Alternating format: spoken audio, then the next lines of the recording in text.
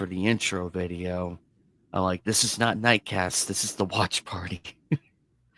Alrighty, here we go. Predictions for episode 16.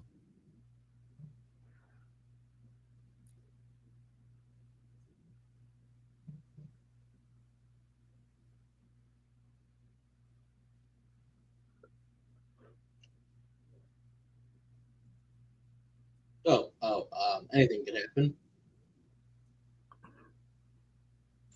Definitely want to see what's going to happen in Taiwan. Well, if that. Oh, I agree. Jasmine, how about you? Well, I wanted to know more about that so-called poisonous insect.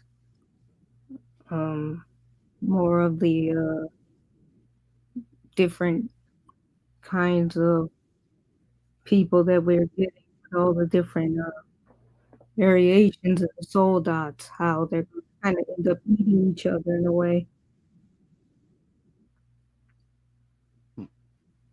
Seeing the continuation of I that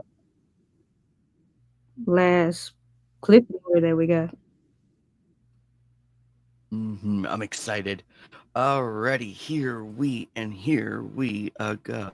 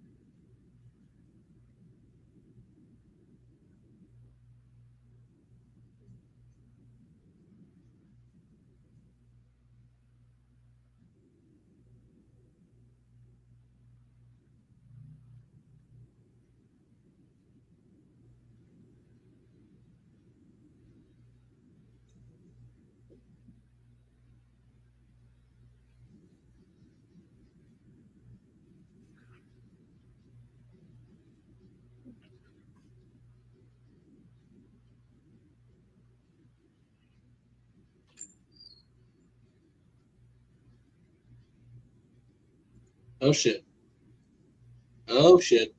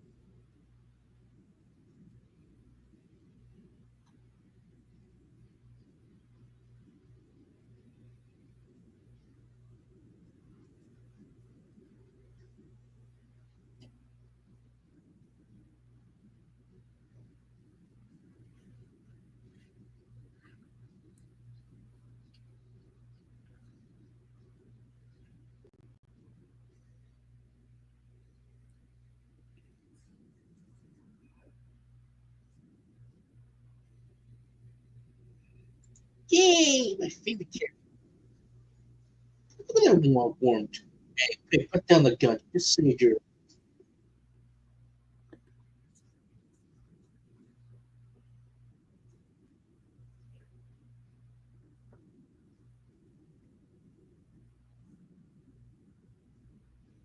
Finally, somebody who's smart.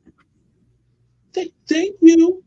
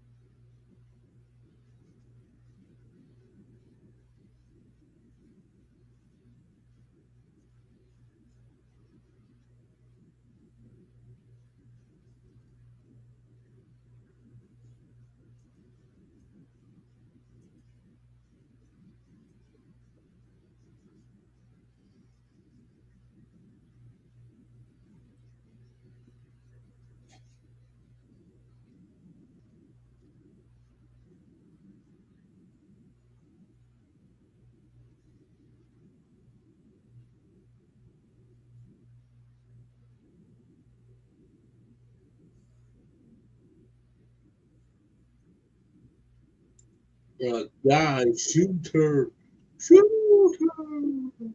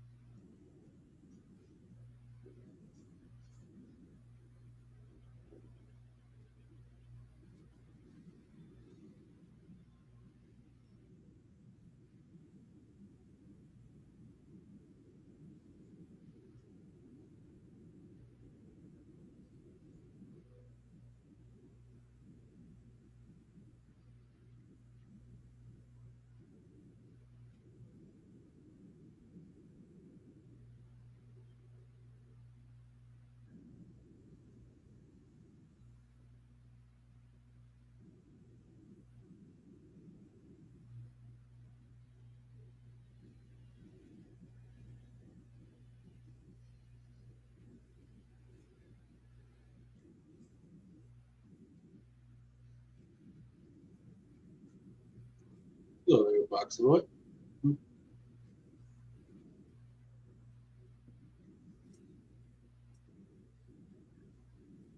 All right. Uh, always join us in the streamer. Well, thank you, Raquel.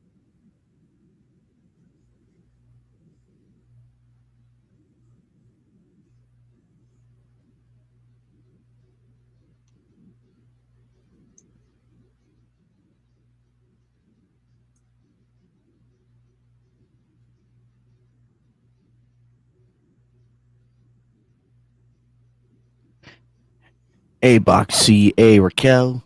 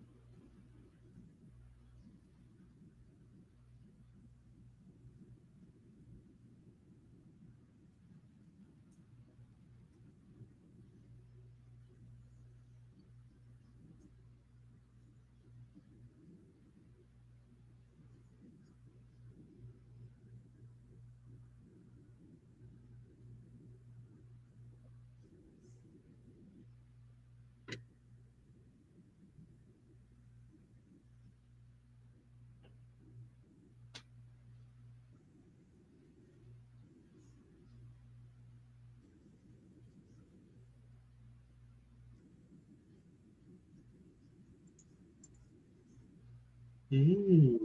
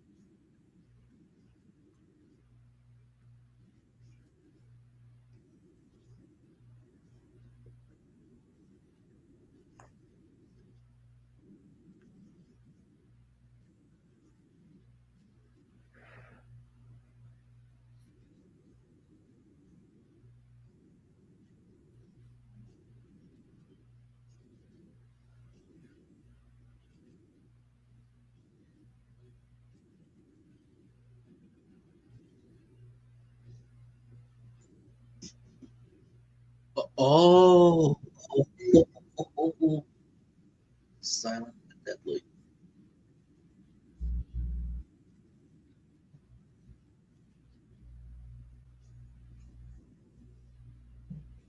Wonderful.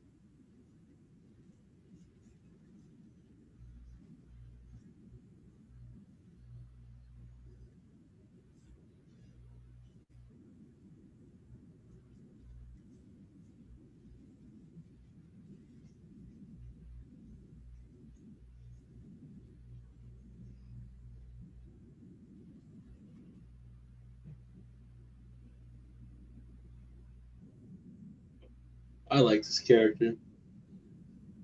I like her a lot. She's really cool.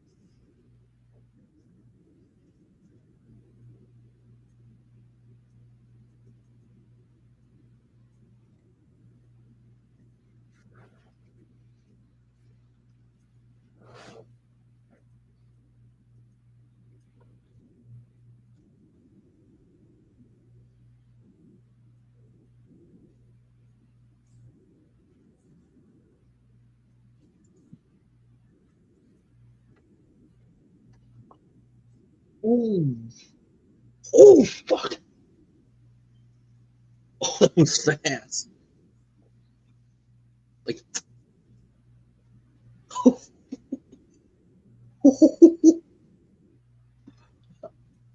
amazing.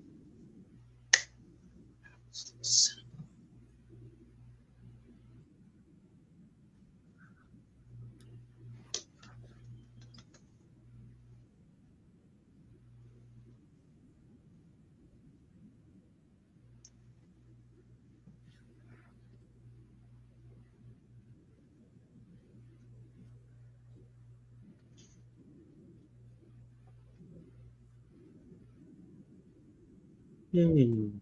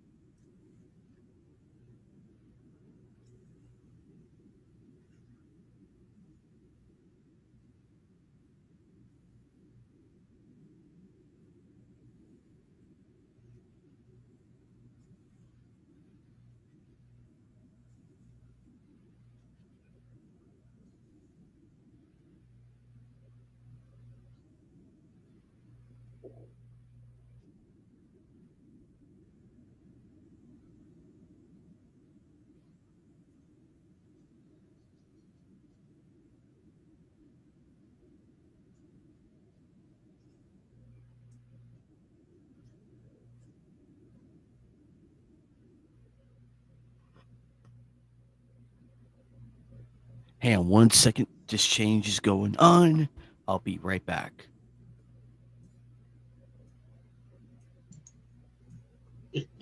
I knew there was a reason I love Chloe. Ah, she's such a favorite character. I'm just hoping nothing bad happens to her.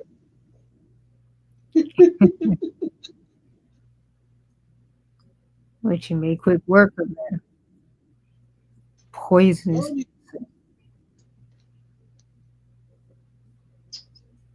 well, like again, she has a code of honor, and she proved that in her special episode, and then here as well. Once again, it's like she knows exactly what she wants. We're on episode 17 right now. Noir. Uh, Forger, Forger.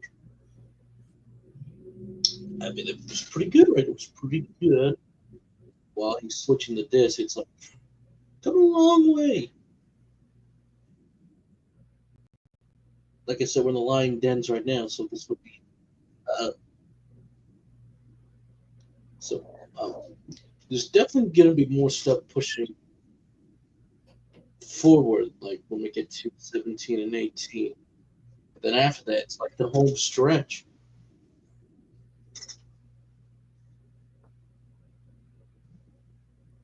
Yeah, and very interested in seeing Noir is more actually about what's going on with learn a uh, little bit more of Karika, what her like. Well, the way that Chloe said, "You have a great return." I'm like, I know we need two mates, but they're still leaving it ambiguous, a mystery. So, maybe Meryl is maybe it truly is Karika and Chloe to do whatever they need.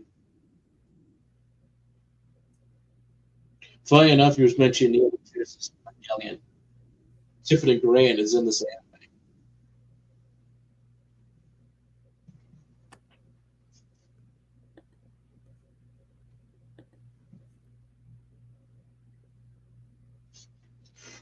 While he's getting the setup for the next disc. So,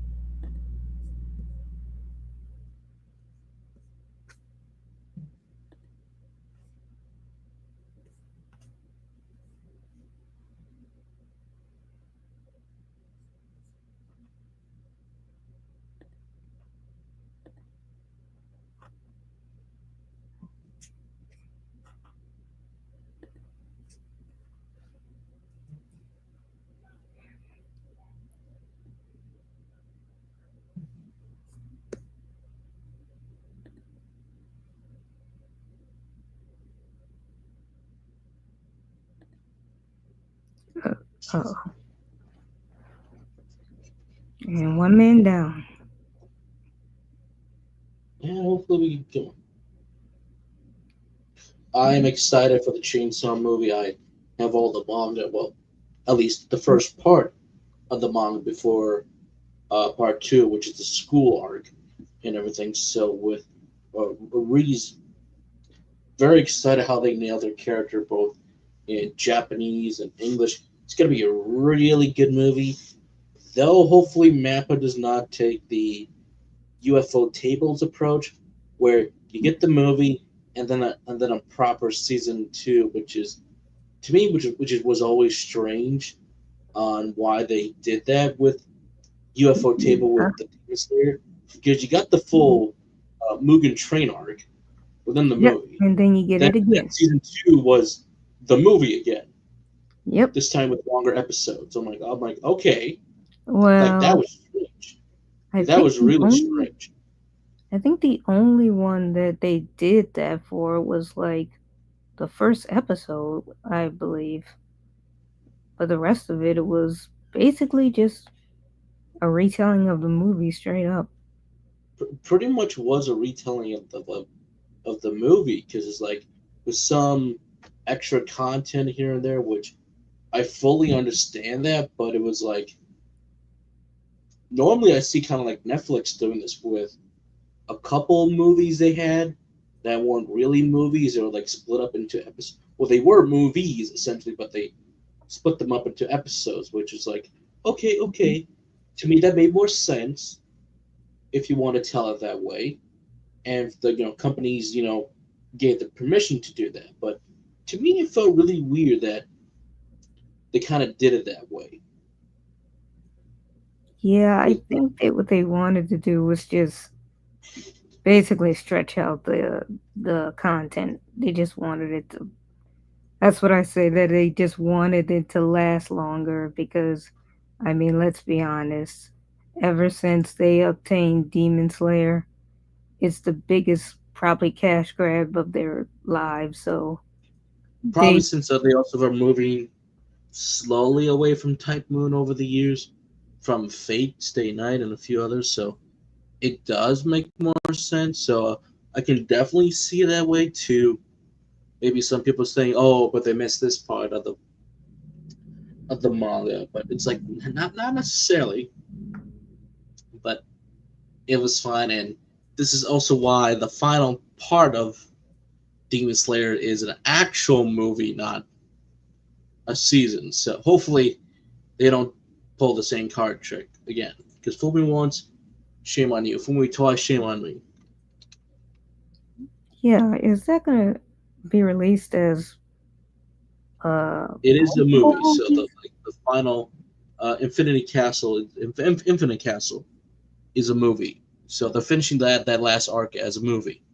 But was it multiple movies? Because I thought I I think heard it that. might be multiple movies. Yeah, that's what I thought. I think it might be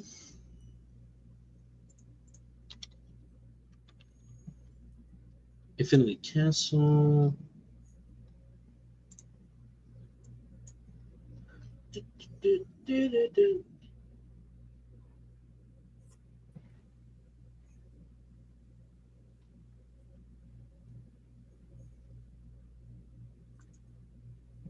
Everything good.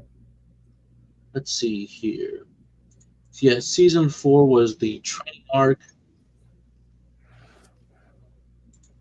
Another movie which is just combining all the episodes of the training arc, which is like, yeah, that it's fine, but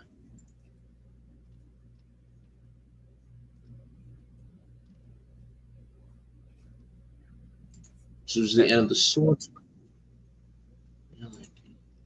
Yeah, like, that's what it looks like.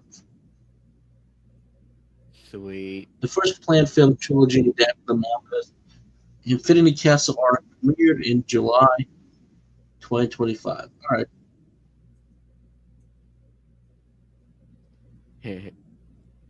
Alrighty. Yeah, sorry about that, guys. I had to do a reboot real quick just to make sure it read through okay. and it's Oh, already up and going. So we're on episode 17. Also, hello Sailor Outlaw, hello Impernator Forge. Yes, we are on episode 17. Gonna be very, very so wild. it's about to hit 19.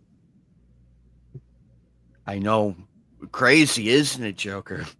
Mhm. Alrighty, and away we go. Let's see. There it is. There's that one. Also, don't forget, guys, to check out Jasmine's deviant art. She is a wonderful artist. Be sure to check out her stuff, her profile, and everything. And away we go with the show.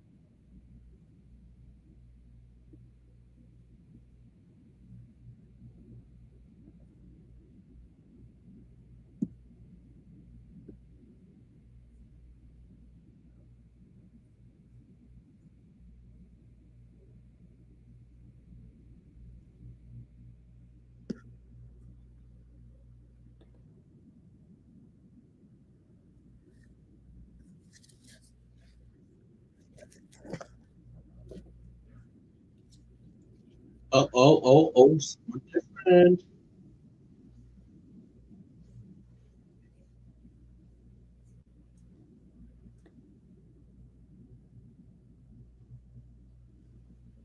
Oh, Mar- Marielle.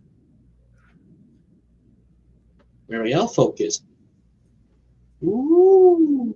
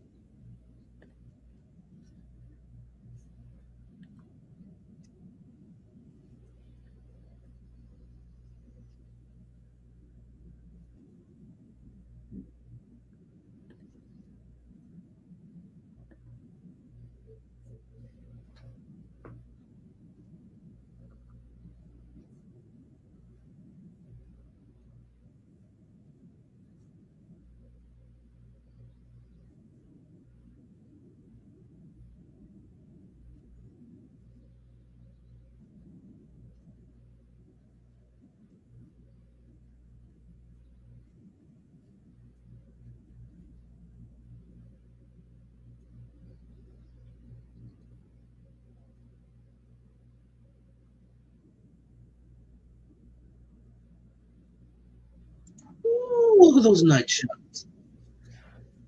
And the way how George reacted, seeing a ghost. No wonder why he's drunk. Trying to forget alcoholism.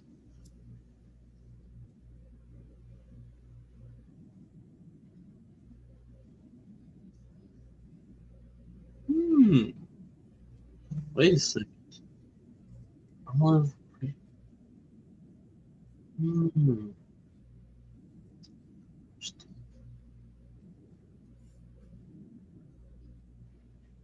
Oh, oh, there it is. There it is. There's the reference. For a few dollars more, I'm going to see with India.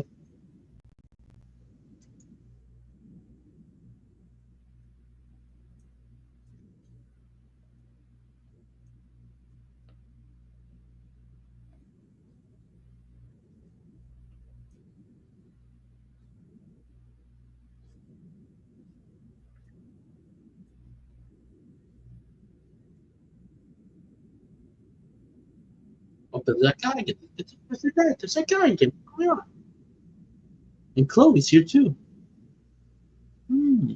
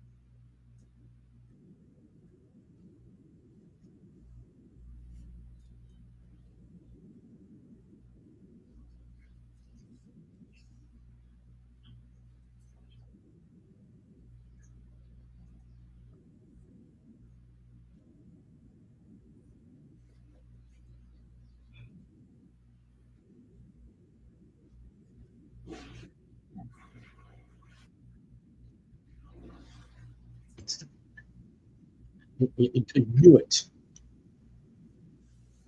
Veronic's just thinking. Oh shit.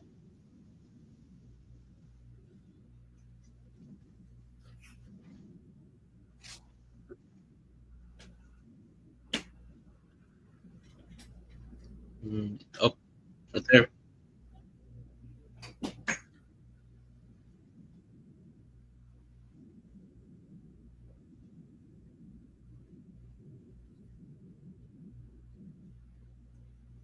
Hmm.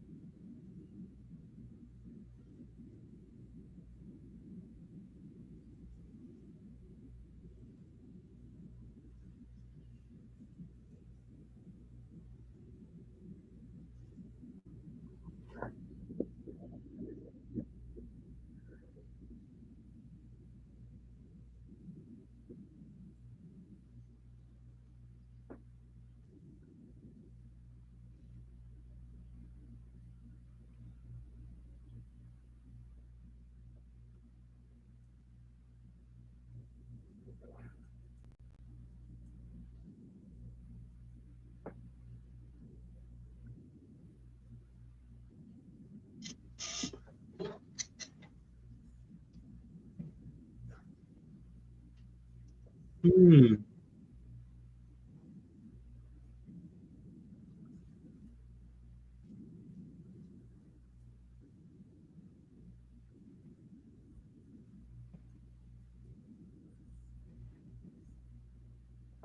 mm.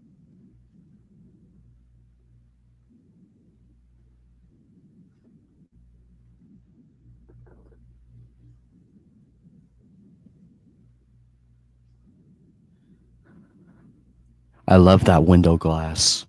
I love too. Symbolism.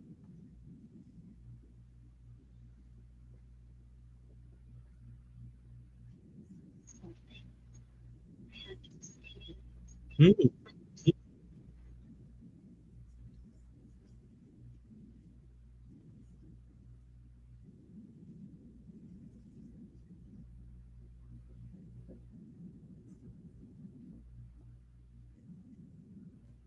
Oh, ah,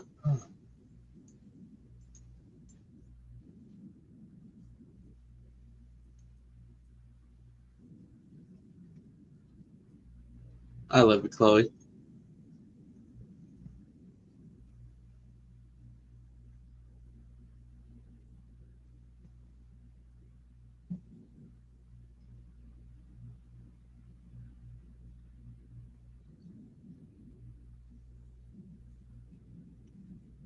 Interesting.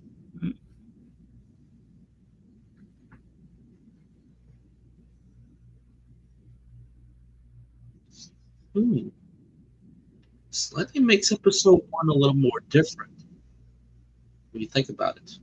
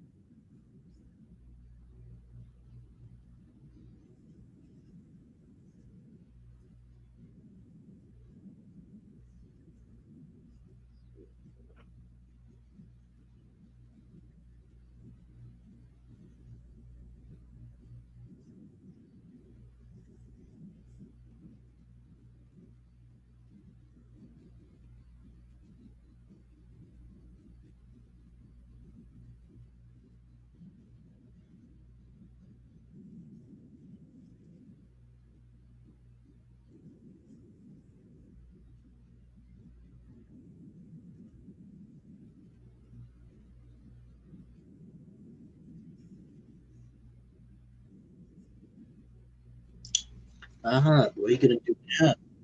She's telling her.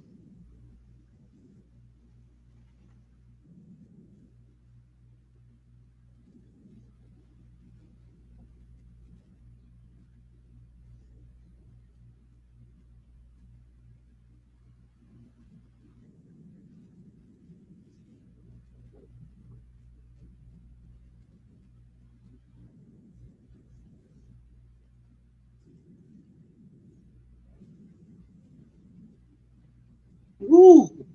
Mhm.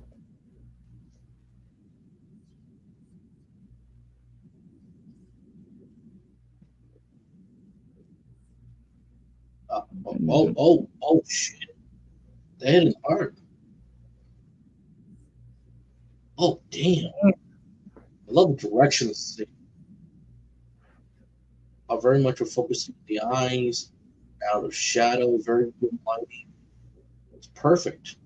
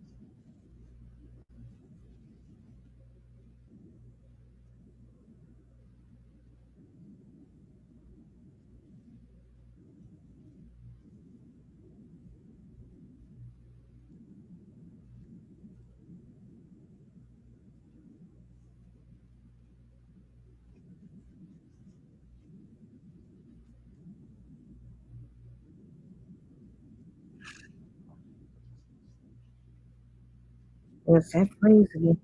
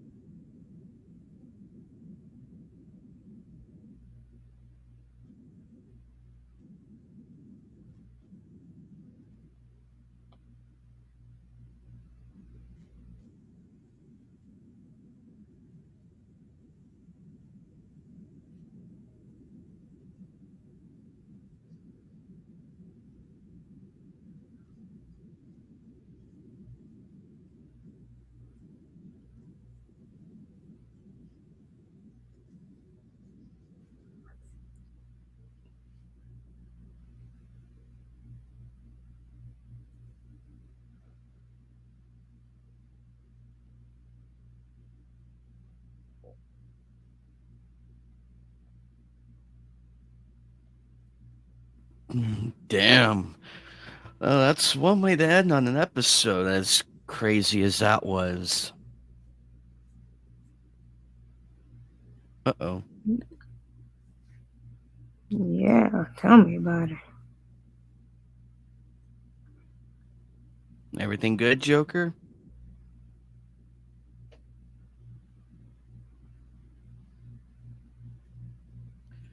Um, Been loving the night shots of the cities and everything, Corsica and of course in Taiwan and back in Paris and everything. They're wonderful shots, and even during I like the driving scenes too when they're driving by the buildings are going by and everything.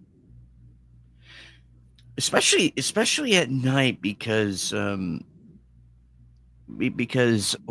growing up in Vegas at the time, my mother and my sister and myself, oftentimes are not like on some nights when it just depended on how she felt.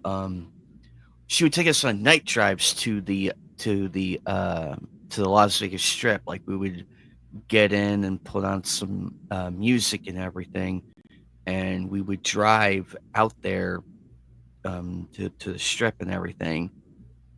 And we would just me and my sister, we would always look at the casino lights and everything from like the Mandalay Bay all the way up until the Stratosphere was the end point, and then we turned back around and drove back and everything.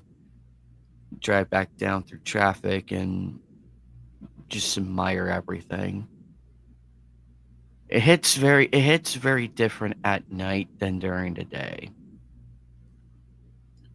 yeah, and it definitely sets the tone of this episode. Even the one before that, when it looked like they were in the sewers or what, I'm not really Yeah, they're in sure. the But sewers.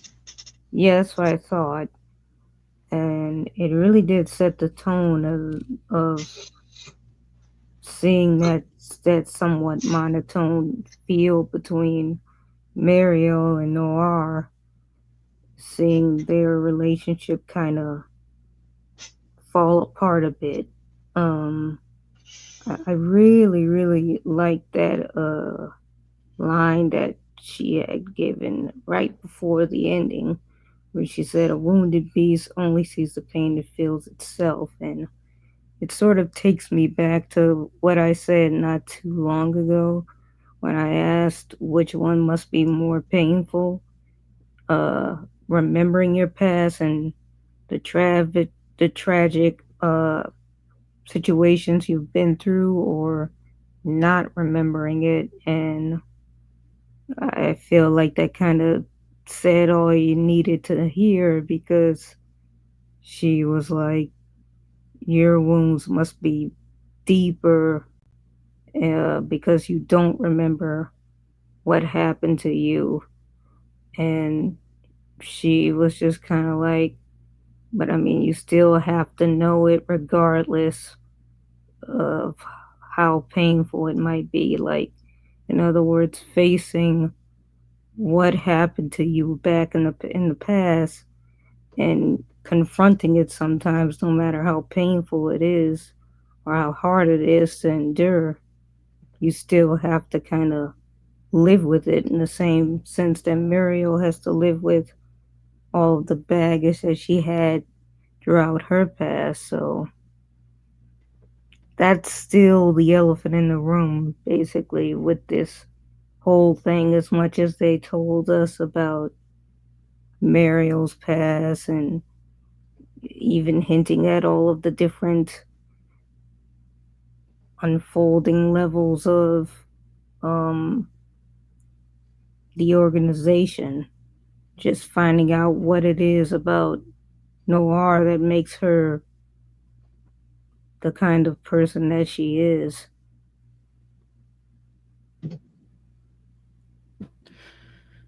And that is very true.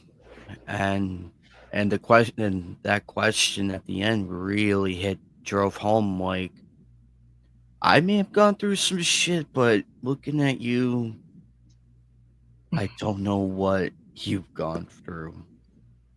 And that's the terrifying part. Yeah, it's the not knowing. And Because up until this point, she's been helping Muriel throughout the whole thing, and uh, has not once gone against her.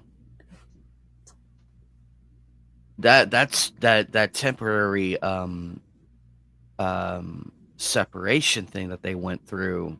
That was a shock. I'm like, oh crap, when's the gun gonna go off? But mhm. Muriel has her reasons, and she stated the why, because the girl is a terrifying enigma. She is terrifying, and it's justifiable. Well, you're looking at it on the surface level. It's not just that Karika is the enigma. It's also Meryl herself and the entire family. Remember how I said take a notice on how who is saying the introduction after the intro. 17, it was Mariel. This time's like, oh, a Mariel Ooh, focus episode. So, and she always had this troubled past of a child, both keeping it buried, but it kept creeping up of, okay, who's dead on the ground? Someone's watching over her. We find out by her uncle that he is the true assailant who killed, you know, mom and dad on that night. They were all part of the soldiers or some way, or he was. And then it's like, oh, I was trying to get to you, but then dad got in the way, but not really. He also kept it vague on like why I did it. He said orders were orders that came down, I obeyed them, and I did it. Does he regret it? The way how his actor conveyed the scene, it's both a yes and a no, but now with added context with this episode of 17, it's not, oh, it wasn't just your uncle, it was mom and dad as well. So was everybody a part of it in her family? And how Noir and how Chloe said that I won't kill you because you're Karika's friend and you're now my friend, but you're also a child of the soldier. And when she said that, it's like, oh, no wonder why her life was a little bit more spared. It's not that like, oh, there's a moral code that you don't kill children. I mean, come on, anybody who kills the children is a scumbag, deserves to rot in hell. But it does make what, like I said, episode one more interesting. Because when you look at it, some of those people didn't go after her. Like that one older gentleman who just looked at her and was like, oh, and then she escapes. Or the pocket watch that was constantly playing throughout the earlier episodes. I'm like, this pocket watch is going to come back later. But every time I keep looking at the pocket watch, I'm like, those are the same statues that are in the intro. And lo and behold, mom and dad are part of the conspiracy theory. The pocket watch is a symbol of the ranking of the soldier. And it's like, so that begs the question, was Mariel at one point going to be a part of soldier? Because you go back to her childhood friend slash assailant, the assassin from Italy, many episodes ago, kind of hinting about like protecting, everything. Can you be the queen? Can you be all this stuff? It begs the question: was she originally meant to be Noir? Because if you look at the girls' ages, they're a little bit more different, but they're not that old. They look to be a few years apart, if not more. Especially how Chloe's appearance looks to be younger than Muriel, but a little bit older than Karika, yet she's acting very much childlike when she's with her handler. So that begs the question for me, was she always meant to be Noir? begs the question: why did mom and dad allow her to escape, and why did the uncle spare her? Like, oh, but that's his niece. We say that, but is there more to the story? But as we go on, like I said, we're in the lion's den now. We're in the lion's den. Chloe's appearing more often, and it's like, Chloe might know more than she leads on. You don't drop a bombshell of like, oh, and you're a child soldier. Huh. That begs me so many questions. The truth that the path that she once knew was, like I say in the show, even describes it, was a fairy tale. Now she's in reality. Everything she knew about it was just a fantasy until that illusion was broken that night. Same thing with Chloe. Same thing with Karika. She keeps saying that I don't know my past, but when Chloe says, "Oh," if she tells you that she wants to go home, don't hesitate. Just let her go home. Oh, so we got build up and set up right away, and also that's why she was shooting the sewers. She was releasing stress, which you do not do with a gun. You do not release stress with a gun. Any gun owner will tell you that you do not release stress with a gun. That is the worst thing to do. And then again, like I said in the sewer, she pointed the gun at Karika. So any moment, we were all waiting. Is she going to shoot her? Is she going to shoot her? Doesn't, because they've been through so much together. She can't shoot the one person who is at least giving her some hope in this damn life. And I love the hesitation, and I love how they use the shadows in both of their eyes in this episode to emphasize this loneliness, frustration, how very much she can't do it, or how Chloe feels very alone. So, or Karika feels alone. Wonderful episode. But then everything is slowly tying back to that very first episode. As a matter of fact, who sent her Karika's location? Who sent her that message in the first place? I Probably somebody. always I Sure. always wondered how they got connected. Um, it kind of just starts that way where she's just kind of confronting her, and she knows who she is. So Because she gets it from somebody, and then she's like, okay, so who the hell are you? yeah, But then again, who sent her that? That is what I want to know now. Connections are all connecting together. We got the breadcrumbs. Now we're seeing the actual trail. So this is getting interesting. But also, we know that Soldier, big important thing in episode 18, there seems to be a few different factions or people that are still part of Soldier that are just not agreeing with the big boss lady. So that begs the hmm question: yeah, that's who what that sent the stinger message first to Taiwan? Who sent the message to Marielle in episode 1 right away? But most importantly, as Chloe said, the hunters are coming. So, so now that they know the truth, they're going to be hunted. Or at least more targets are going to appear for them. So this will be interesting when we get to 19, 20, 21. And when after we're done with 21, that's the home stretch. We're almost done. It's all going to lead back to Greece. Also, I've noticed some yeah. more stuff with the fruit symbolism a little bit. Like she's talking about, olive fruits, whatever she was, vegetables she was growing in the garden in Greece. They look like to be more like winery. So I'm like, what's up with that? I could be overthinking too. But also at the same time, I love our Taiwan assassin. She was so cool. Yeah, she was, and she was smart too. It just shows how dangerous she really was. That s that Yeah, I know, I can't remember her name, but that Taiwan assassin, she was so cool. Poisonous Wasn't just her insect. hands were poison. She actually used like aroma and Incense. sense, Yeah, that I was like, incense how'd you to kill do that guy. that? I'm Because like, oh, because remember, it's always the object in the background that plays a role. Because the dude is actually give credit to the bald dude. he He was was smart not smart. to get close, but he didn't Mhm. think it all the way through.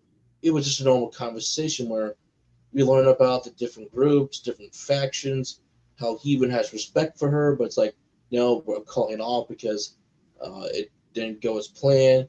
But then he slowly died, and it's like, wait, how did she poison him? And it's like, oh, it was the Because at insect. first glance, a heating pot from first glance with steam, everybody would, and it's on a table, everybody would be like, "Oh, that's just a Because they also teapot." showed the tea, Becau so I'm thinking, Yeah, oh, it's I'm like, nothing. "Okay, it's tea, nothing like a casual sitting, okay." But But then then when how she she says explains incense it, burner, it's like, "Oh, that's genius." and how she has natural immunity that her, well, the immunity she had long exposure to it, so she built up some immunity. This guy didn't, and it like that was clever. It's invisible to you, so even if the cops were to investigate, it's like we don't know how he got killed. Doesn't look like poison until they find something's like, oh, this is what happened. But clever shows you how awesome the assassins really are. It's not just the guns I want. I want creative kills. Exactly, and I'm glad we got a variety of the killing, like, from the knife to the poison to the To the incense. guns. To I wonder what else they're using. The sniper battle was pretty nice because Ooh, it's a fucking felt good rifle. to have this about So time the felt good to sniper have the came into sniper battle. effect. That was a good But one, Chloe, actually. the Sheen stealer herself, Chloe. I love you, Chloe. I hope nothing bad happens to her later. I'm hoping nothing bad happens to my You favorite were character. panicking when she went up against, Shang, Xiong, assassin. You're like, "Oh god, don't kill her. Don't kill Chloe, not Well, now." here's the thing. At the same time, Shang wants to join Soldier, be part of the team, but Chloe says no. It's like, why? I did everything you said, and she's like, exactly. It's not the fact that that Shang did everything correctly. Chloe also realizes you're a loose cannon. You are not really even trustworthy to have around. So it's like, no, Soldier is like more than just that. And when Shang struck, that was like, that's it, you're gone. And Chloe was smart to dodge and be like, oh, so this is how you kill them. And then it was like, break the hand, perfect. Grab the sword that she had, and then just, oh, like it wasn't even like a second thought. She just killed her. She just slashed right across the neck. I wish there was some blood, but I don't care. It was so cool without it. I'm like, this is why I don't mess with Chloe. If she's even sparing my life, I would have been like, okay, she makes a fair point. Yeah, she saw right through her too. Just basically was like, "Yeah, I did this for the soul dots. So you're gonna let me join?" And she's basically like, "No, you did it for yourself. I mean, let's be honest. You're not a trustworthy person to let join." So she did her in real quick. And then Noir asked Chloe, like, all right, who am I? And this is where I like Chloe keeps the mystery alive, but you know the crucial point is Karika is somehow both the true Noir with Chloe, the other half, but she's also the great return. Hmm, that's something you don't say without actual meaning behind it. I'm like, the great return. It's like, what's going on here? Mhm. Ever since episode Maybe. one, we don't know this girl. We know she's a skilled assassin, feared by the one of the policemen from like, oh, it's Noir after all this time. And then it's like, something's going on here. Maybe like the great return to your original self. That Paradise, aka Paradise, the return to it's something that keeps it alive. And every time I keep looking at the intro, every time I'm like, okay, someone who narrates it over, two women with holding the statue with swords, but then there's always people in the background. So obviously, Noir is worship in some way, but what truly is prophecy? And every time they get closer enough in some episodes to this book they're trying to go after, like these like Bible passages, it's not the full thing. So that is going to be a big point to where we might finally hear the full thing in the last few episodes and be like, this is what it really means. And notice during that phone conversation, the gentleman, he says, "Oh, the original, no, the copies, yes." So I wonder, did the original get destroyed? Or it's probably just hidden to like only like the actual true members, like the actual true like only high ranking like officers, like high ranking members can actually see it. Like Athena, like she's all like Athena practically has done nothing throughout this entire show. The other lady that's in the intro, voiced by Tiffany Grant, she's practically done nothing. But then again, she's the boss. She doesn't have to do anything.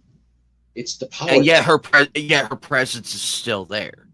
and that's why when you look at the gentleman who's telling Karika about all this stuff, it's that we actually fear her. That's why we want you on our side instead of their side. So again, there's a power dynamic. I'm thinking about like Bioshock 2 with Andrew Ryan versus Mother. I can't remember her name from Bioshock 2, but the mom to or the wife to subject. Oh my god, to the big daddy that you play as with your who's trying to rescue your kid. Like I think about like that dynamic in Rapture when it's going on, where Ryan wants stability, control, and everything, and that woman is telling him that no, it's raining, Andrew. Like Rapture's being destroyed on the inside out, like. So I'm kind of getting that dynamic and vibe between these two factions really. One seems to be more traditional, the other one wants to slightly break away, but it's only because they know something's wrong, and that's even with Chloe on that side. So if you get one Noir on your side, and we have the other Noir, that can make things interesting. But as always, the rule of three, they tried to meet up twice, it was no good. So kind of was a lost cause, but now they know what part of the truth is. So I think that's just him accepting the fate of like, let's just go. She's not showing up. Oh, And it shows where Karika's priorities were. Even Chloe gave her the little push to like, you don't have to go through this. You can let your friend die or not, or you can go save her. She kind of even gives her the warning that, all right, by 8 o'clock she's gonna die. So if you don't hurry, she's gonna die.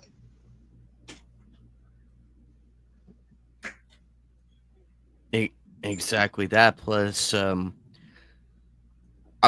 glad and when she said she was going back to Corsica, it's like, oh, this is gonna be good.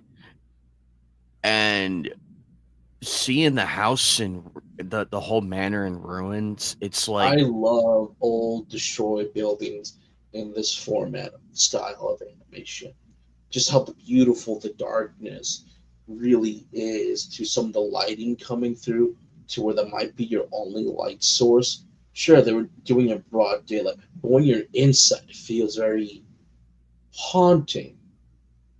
Like you can kind of hear the echoes of the past of maybe some children were running through these hallways, or when Marielle went to piano. I'm like, she's probably played piano beforehand, so she remembers some notes, or maybe this is someone else playing that she vaguely remembers, or being in the garden. It was like it's so beautiful, so and beautiful, also the so staircase, the it's staircase pretty still cool, intact. It's still still intact. intact, and it still looks elegant enough. I mean, despite the wear and everything, but it still looks grand. Even the mural shot, Oh, I love that like shot. I'm I like, look at the love that mural shot in this shot. place. That looks cool. That must have been very difficult, like to get, like to have the character stand in front of that though, like drawing wise and everything, because you want it, you still want to hold the elegance of the mural, but you want the character in focus as well. And from what people have told me, that is very difficult to, like hand drawn wise, that's very difficult to do because of the textures and everything, and without the clashing of colors. I could be wrong though, but still, it came out as gorgeous as ever because you saw the seriousness of the scene, but with the elegance of everything happening. There's the power dynamic that Mariel possesses. Although I don't think dangling upside down trying to shoot hasn't exactly worked for the bad guys. I don't think that has worked at all. It's like you couldn't just do it from another position. Why upside down? Just like one boom, done. But I don't Joker. I don't think anything will ever top when Kikura like jumped down from the roof and everything and did the upside down shot. Yeah, I was gonna say it clearly works for her. Yeah, but that was sick. That was awesome. I I mean, think we'll probably have to rank. It's still in our top kill of the series. It's still in the top kill until until we see one that can match it. But we would be here all night if we did the best kills of Noir. We would be here all night. But jokes aside, though, it's good that the story got moved along in these three episodes. Like episode 18, you can really see it, like everything coming to a head as we hit 19, the like episodes 19 up until the last episode. And now and all that remains is just to see who else is going to be revealed, because that was actually a wonderful swerve for Muriel to be the child of the soldats and to find out that her parents were part of that. And every time you get close to the truth, like with somebody, they get killed. I've noticed that. I'm like, man, they really don't want those details to come out. And it's like, just give Muriel the closure. Just give her the closure. Yeah, I felt real bad for her because it must have been quite a shock and really painful trying to accept the fact that you've been kind of in a sense chasing your tail the entire time to find out that the very object of somewhat hatred or what she's basically been searching for is in a way herself, uh, the origins of her family and what happened to them. So that must have been quite a blow for her, and in the same sense, uh, I can't remember the short hair girl's name, but Eureka. Kurika, yeah. And at the same time, her having to sort of be hit with the blow from Mario that she gave her to tell her that she's basically just to kind of stay away from her and that she is almost feeling like she's incapable of understanding emotions and feelings, even though at the time when Mario was suffering with all of that, she had tears in her eyes. And I mean, this just takes me back to something she said in the beginning about her not being able to feel or understand emotions, yet being kind of grief stricken with the fact that she can't really understand those emotions. So maybe her not really understanding because she can't understand emotions, but she clearly has them because she has visceral um responses to things like most people would. So both of them in their own ways had to kind of wrestle with those feelings and those consequences. So it was a really uh hard episode to kind of go through for the both of them. And it goes to show that one can't go on without the other too, because Yeah. they've been together through everything up until that brief breakaway period, just to cool heads and everything, and just to gather everything up and all of that. And it just shows though, on Muriel's side, she just found out the shocking truth, and she couldn't, and she's trying very hard to piece everything together now, because what she thought she had prior to that reveal was established enough, but then that swerve came in and wrecked everything. And now it's like, great, I have a new puzzle to put together on top of this other puzzle. And then I have that other puzzle right there I'm still trying to figure out. So in a sense, Mm, you understand why she told Kikura, look, I need some time away from you, please. Just so, yeah. and you could tell, and you could deep down, you could tell she means well, and everything. But man, that reveal was something. Also, that elderly woman was so sweet, and it, Mhm. and she spoke very highly of her mother and everything. And it's like, and even though we don't see the parents, we're told like what they're like and everything from both her and the drunken gentleman who feared her and everything. It goes to show that we are splitting images of our parents to some people when they really look at it.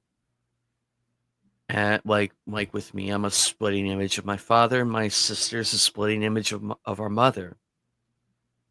And you could just tell. I don't have to show what my dad looks like. Just take one look at me and you'll have your answer. And same with our mother. Take one look at my sister and you'll know. But I'm glad that everything's come together. You all right, Joker? Okay, no, okay, off the record, I'm trying to fill out my 10-year high school graduation form, and there's a question that reads, what is your fondest or funniest memories from high school? I was going to put down telling my student athletes as a band student, at least I win homecoming games. That's Somebody clip mean. that. What Somebody the clip hell, that. Joker?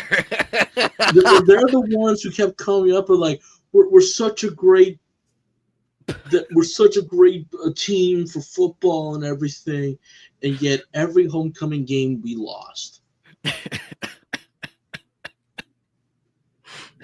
And as a band Wow. student, all I got to do is that, all right, it's homecoming, it's pep band. This is worth 50% of the grade. So, of course, you have to play it. You play halftime, we get in, get out, and then go home. We do our performance, and then we leave. My first ever freshman pep band, we did West Side Story. That was very fun to play and everything. That was wonderful. That was great. I think the next one after that was Little Shop of Horrors. Yes, we did have. Yes, we did have the Audrey plan actually. We had Audrey 2 actually, and it was much bigger. So we had our one of our was it our other band teacher. He was the dentist, so he got to sing. So I'll be your dentist.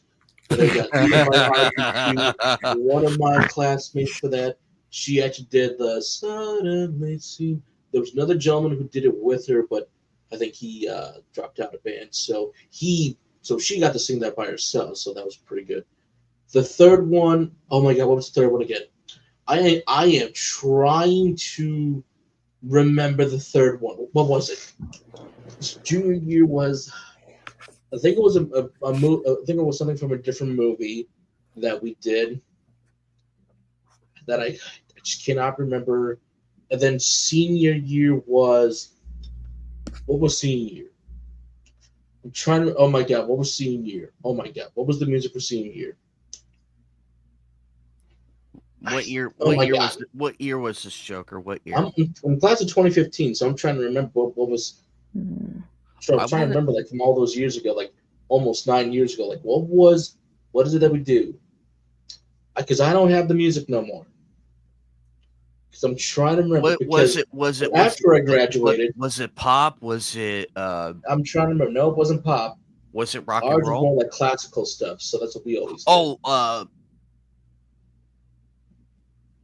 Trying to classic. remember the movie because I know we did West Side Story, Little Shop of Horror. Another one was supposed to be kind of like kind of be like an arcade, kind of like see like the pins and everything, the lights and everything for one of the marches. So I am trying to remember, but also remember the junior year. That was the year for Dairy Fest for the summer one, which is also part of the grade actually. That was the year that my leg went all well, my foot.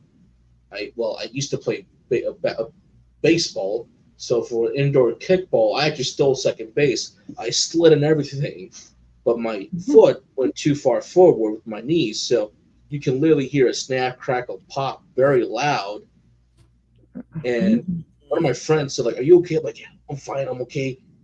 But no, I am limping to go back. He offers to help, like, "No, no, I got it."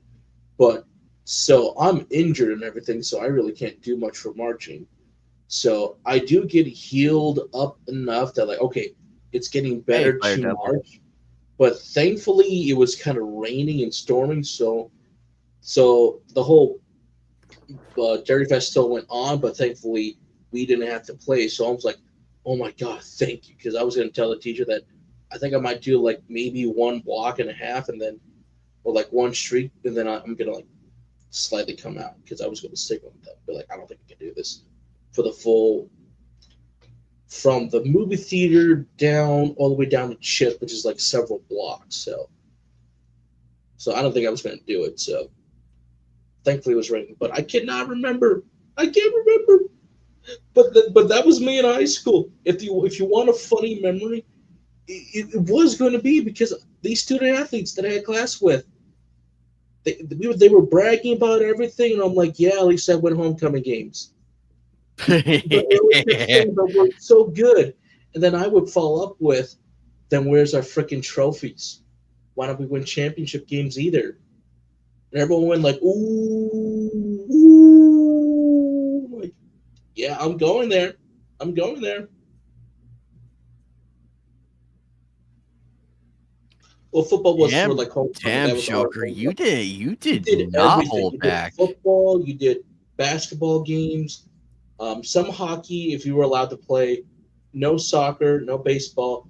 You might have done some wrestling if it's like okay, we'll do a little bit that for one of the grades, but to get a grade. But that was about it. It was mostly football and basketball, and then you kind of slow down with doing the concerts and everything.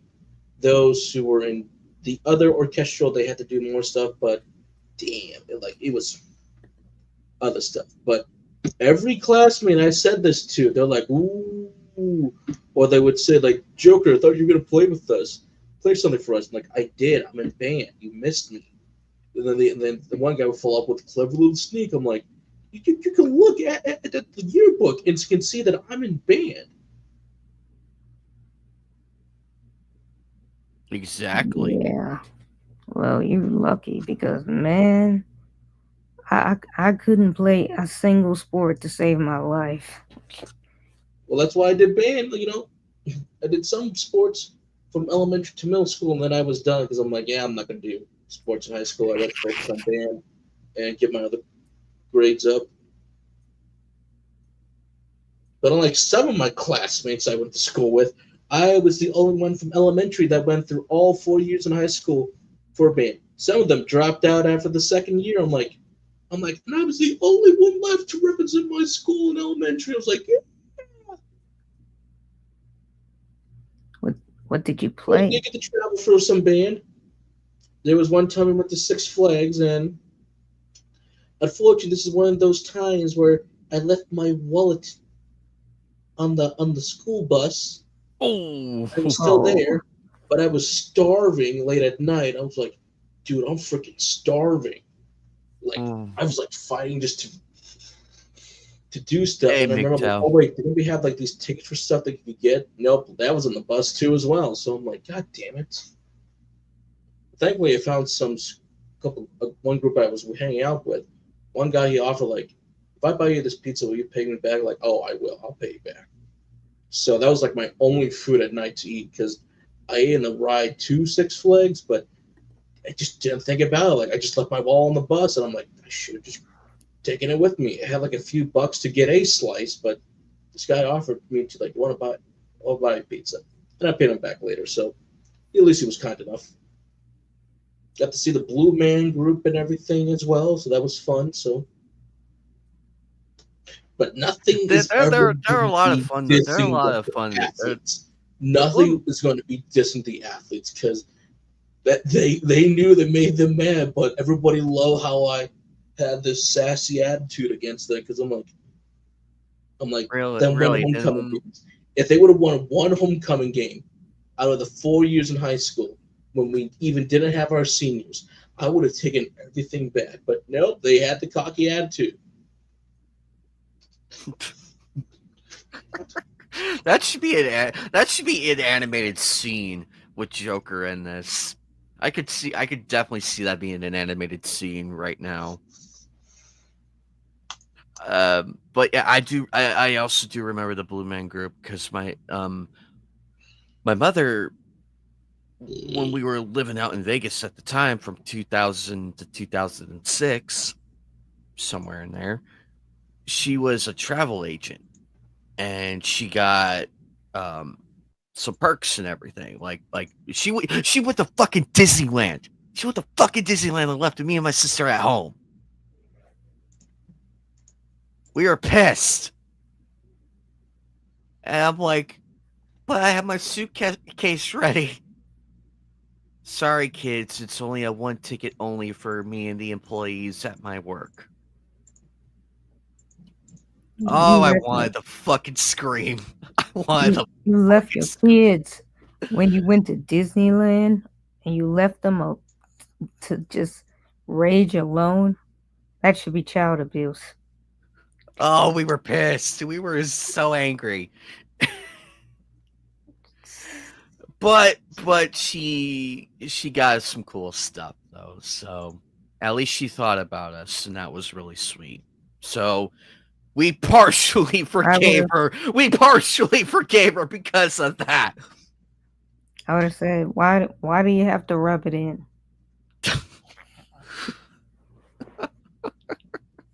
But also though, she had tickets to the Blue Man Group, and we went there. I want to say three times because we had the front row seat, and then the middle, and then we had more towards the front on the three times. Although one time though, she was sitting. Um, the one show when they were sitting at the table, they had a random guest audience up there. They put this gelatin, like those those big ass gelatin things you see like about yay big. They put that on the table and it flinged up like a catapult. It almost hit my mom in the head. She's like, "Oh no!" And it rolled all the way down to the front.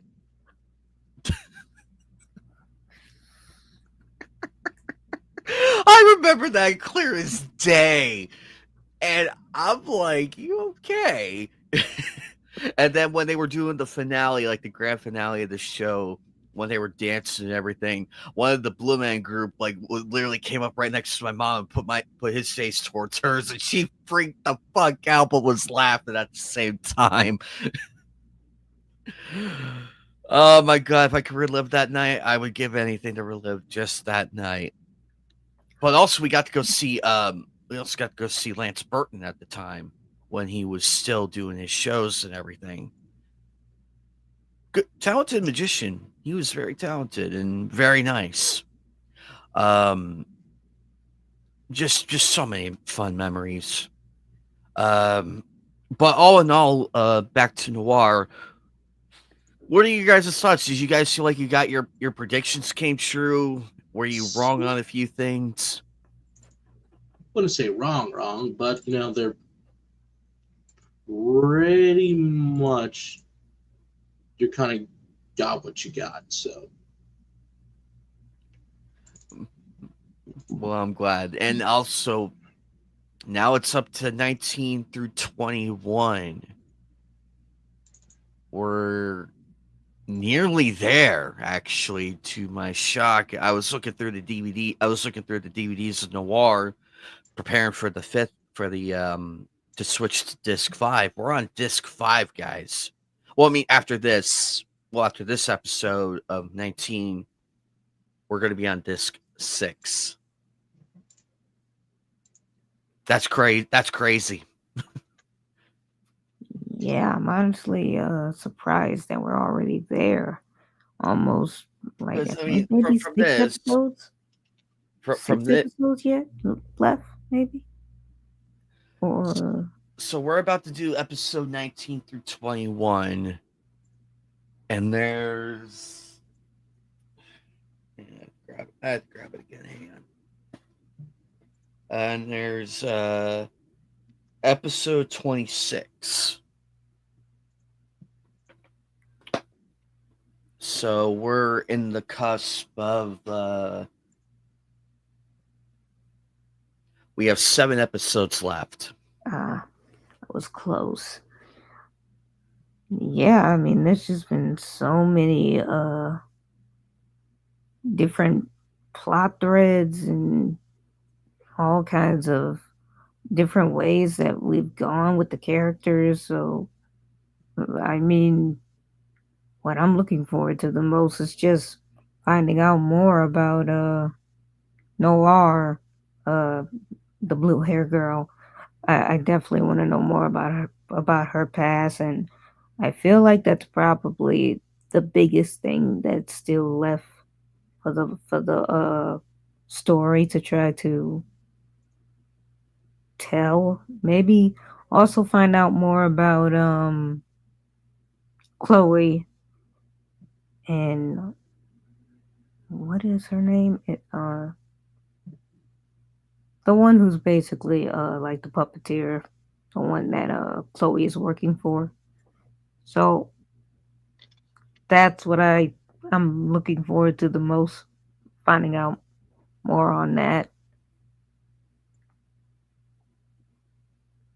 I like how Noir is like keeping up with the plot, like keeping the plot points together though, because in any other anime the plot point could be lost. Yeah, and there's a But lot to keep up with. but Noir does it really good because remember the watch came back and everything. As Joker has mentioned, keep an eye on this watch. It's going to be important later on, and surprisingly it came back and now it makes sense. It's starting to make sense, and also the few dollars more thing that Joker mentioned as well a couple episodes back. Uh, but I'm pretty excited for episodes 19 through 21 and wondering what other surprises are we going to get cuz this is getting really good.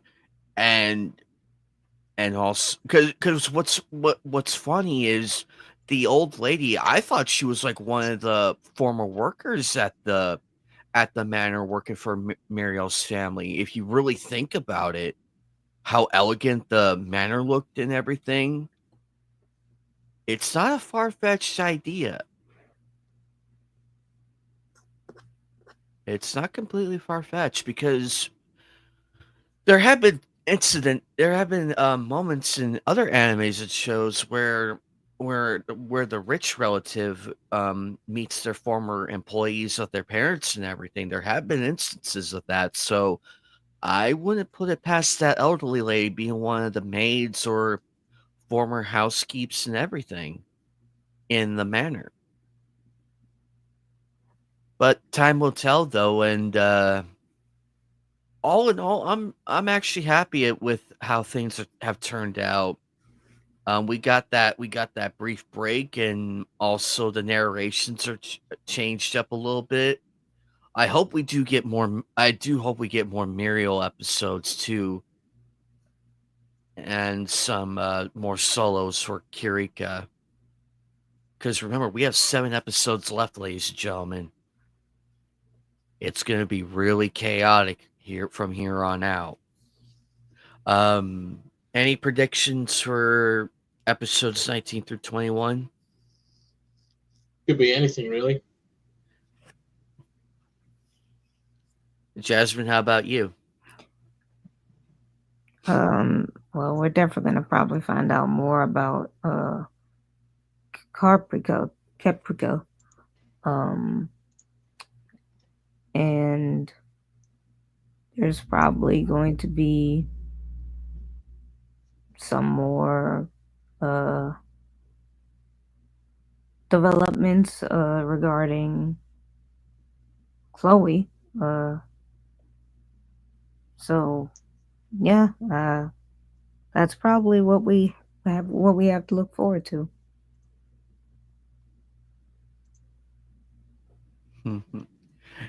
Exactly. But well, guys, this has been very fun.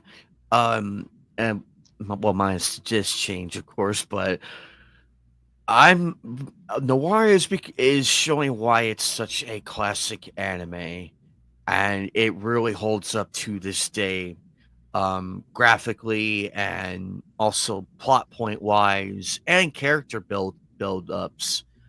I'm glad that this is getting a lot of attention, and this should be among the classic animes to talk about in discussions and everything. Because on its own, it stands up pretty well on its own. And I agree with Joker. We should bring back cell shading and everything because you just don't get that anymore. I mean, look at the like with what Joker said with the Merle and the night shots as well. The night shots.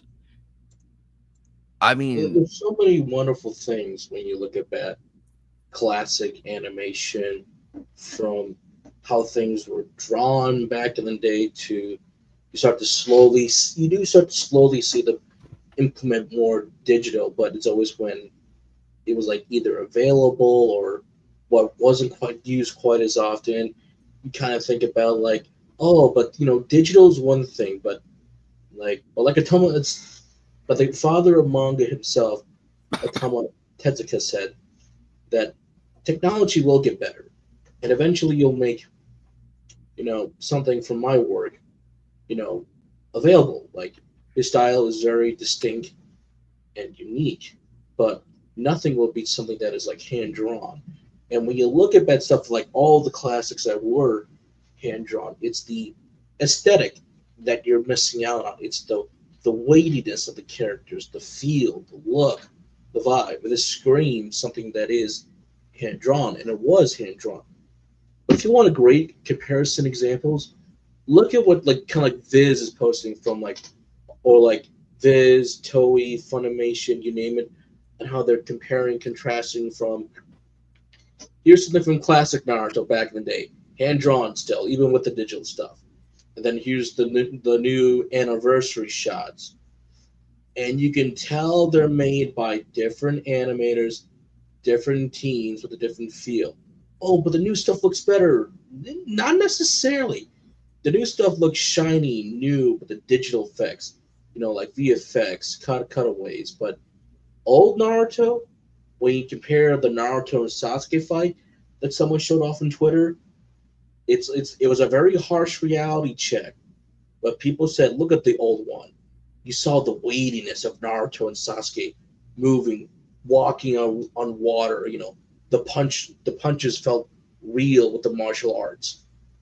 Even some of it could be unrealistic, but even when Naruto like slammed Sasuke in the water, you actually went in the water with Sasuke. It's like, dude, like it was like the camera went from here he is, boom, now he's in the water. It's like, oh, like you actually followed him with the ripple effects and everything, and they're matching the shots look like it's more muddy, murky versus when it was on top. It's like oh, boom. Nowadays, you can still do that, but you the just don't have sequel the is impact. different. You don't have the You might lose the impact.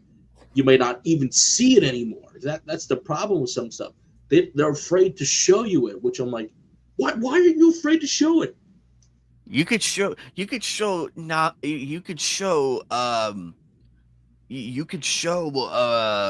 somebody getting blown up digitally, body parts everywhere, yet we can't But show you another might large miss the shot. actual splatter of the face, everything going on the walls, and it's like, yeah, that's cool, but I miss stuff when they actually show to you. Like, for example, look at the classic Western films that they either were like always afraid to show one get hit with the bullet. Yeah, sure, the gun went off, but they would always kind of wait to like after the like you still saw the some impacts and everything, but it's like, come on, show me the impact. Then you get to some of the spaghetti western by those wonderful Italian filmmakers like Sergio Leone, like the Dallas showed you. He showed you them getting shot in the same frame. It wasn't that oh we just show Eastwood shoot 3 times and then them going oh let me fake getting shot. Yeah, no, Leone actually showed you. You can even see this in a few dollars more with like the first shootout. Well, after Levi Chase does his thing, Clank goes after Red, and it's like let Red go. Here's Eastwood holding the guy right here. All right, we're waiting, and you see them get shot, but they're trying to pull out the gun as well, and they go through the door. That's awesome. I mean, you see it everywhere, and sometimes you feel like I missed the impacts of some shots. I missed them actually showing me someone getting shot at. Noir still does the classic thing of, yeah, they're still shooting, they're still getting shot at. You don't see blood, but that's a stylistic choice, and I'm fine with that. I'm fine with that. I want to see people get shot at. Or like what Chloe does, going in, in, in 16 where she went boom. I'm like, oh, that was fast. Yeah, that was a quick kill right there. You didn't even see it coming. And it's like, damn.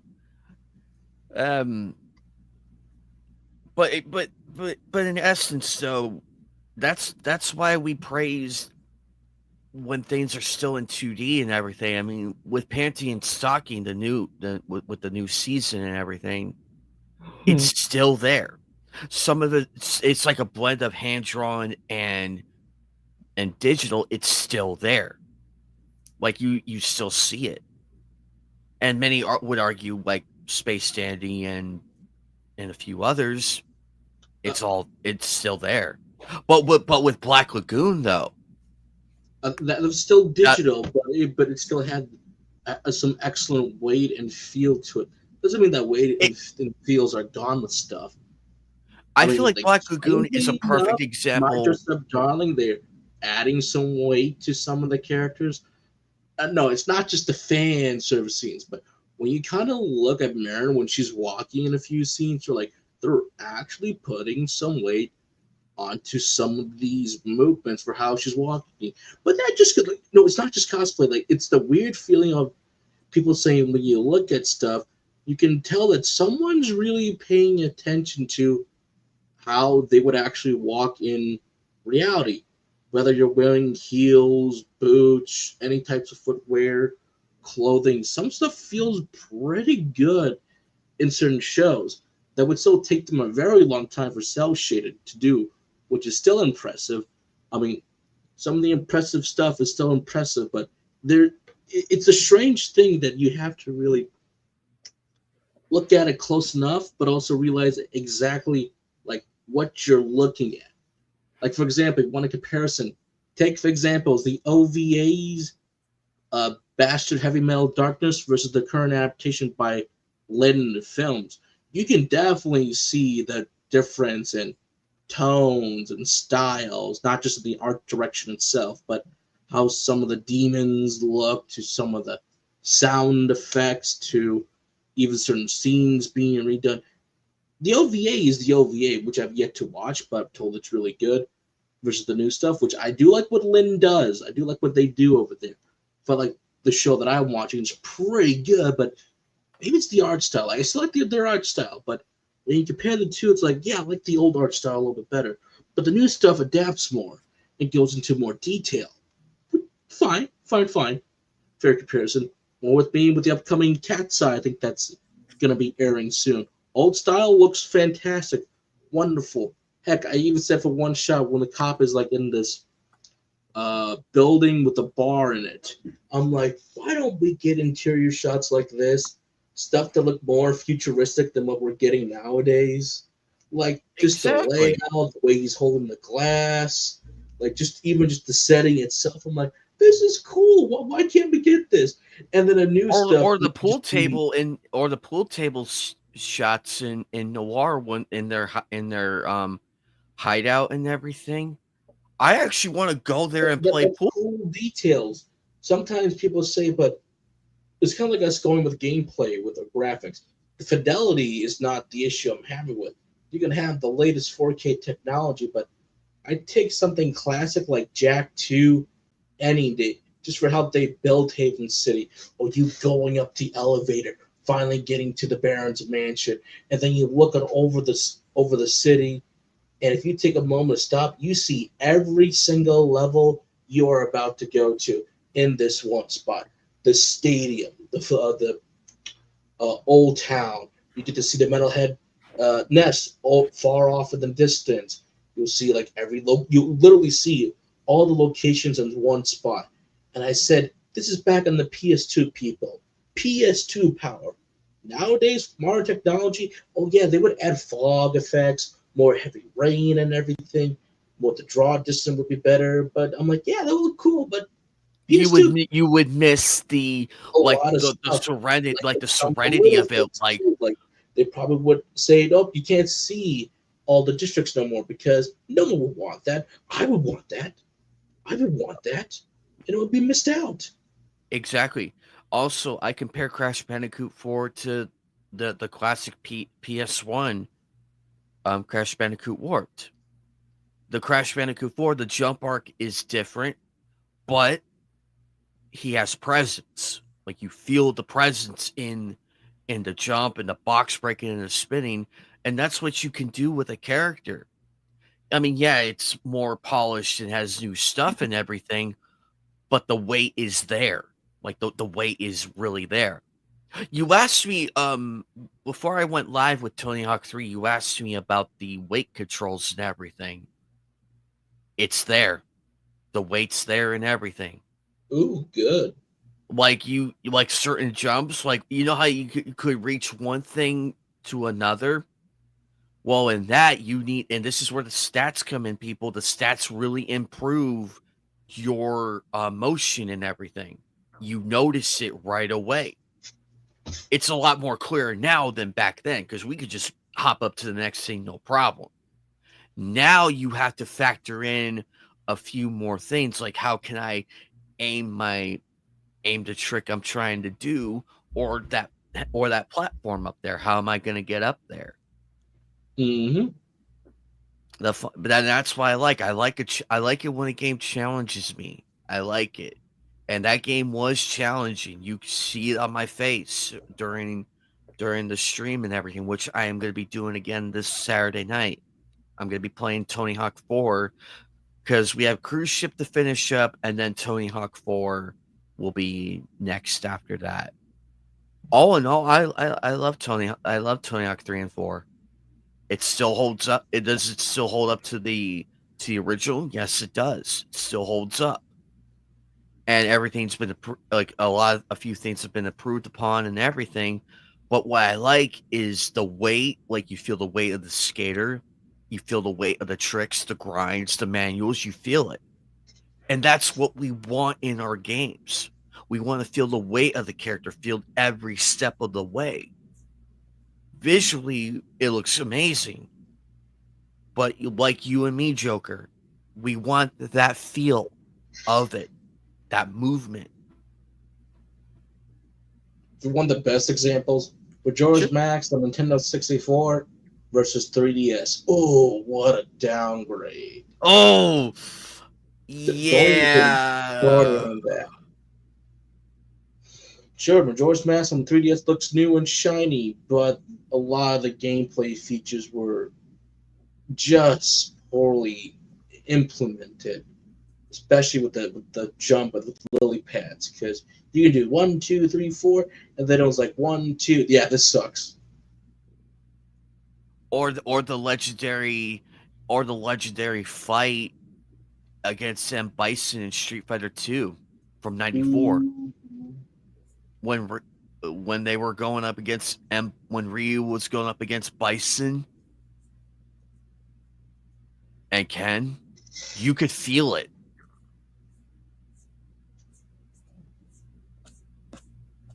See, this is what I'm. Oh,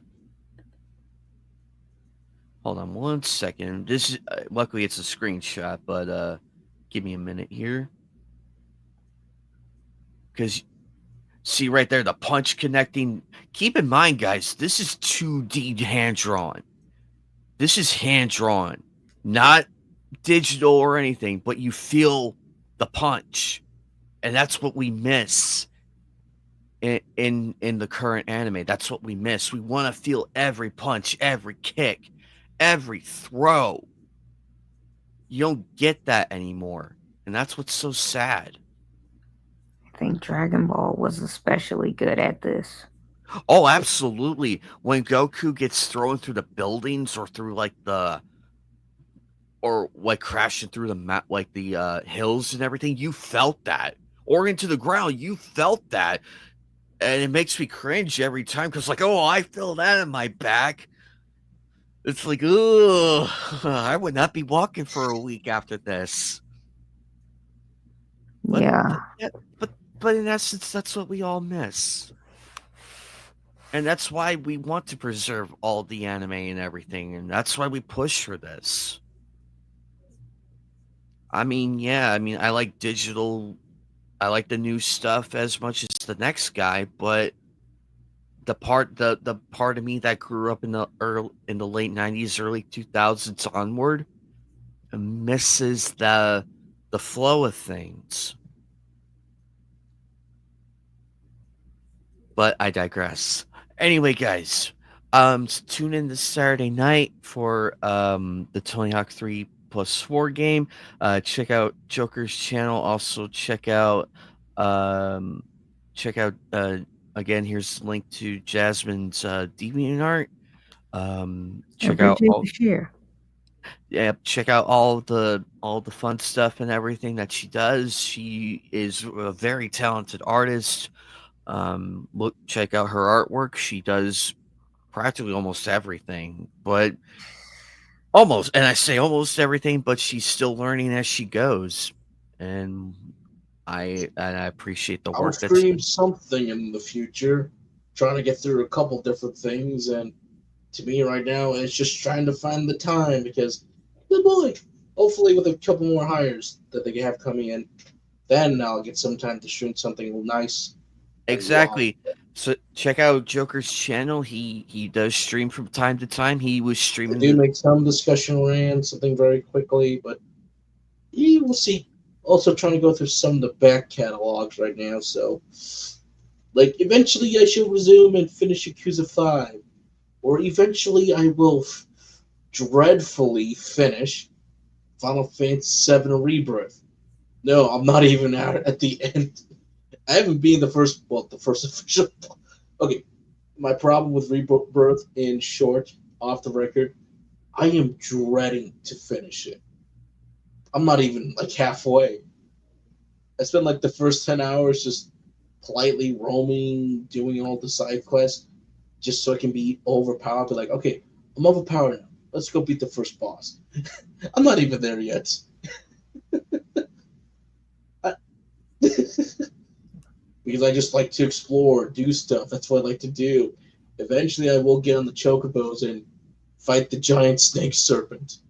But my problem with Rebirth has always been this: it took 2 parts to tell one part in the original Final Fantasy. That has always been my issue. And there you go. That it, I'm and like, I don't it's even like. Sure, I got my Yuffie, I got my Mugo outfit and everything, but it's like no, like why? You know what? Once they announced that darn third and final part, I think that might motivate me to just finish Rebirth, or I'll just finish it, get it out of the way, and then it's like, no, just thinking about it right now, it does baffle me. Like, why do this? But that's a topic for another day. But we'll get out of here, guys. It's late for where we all are at, but thank you for watching. We'll see you guys for next week, Thursday. Well, I'll keep you guys updated about that. I'll keep you guys updated. I'll keep you guys updated. Might be doing something next Thursday, but I'll keep you guys updated though. If nothing if nothing happens, I'll happily do the episodes. But stay tuned. I rather say the snail before anything. But anyway, guys, stay tuned for everything coming.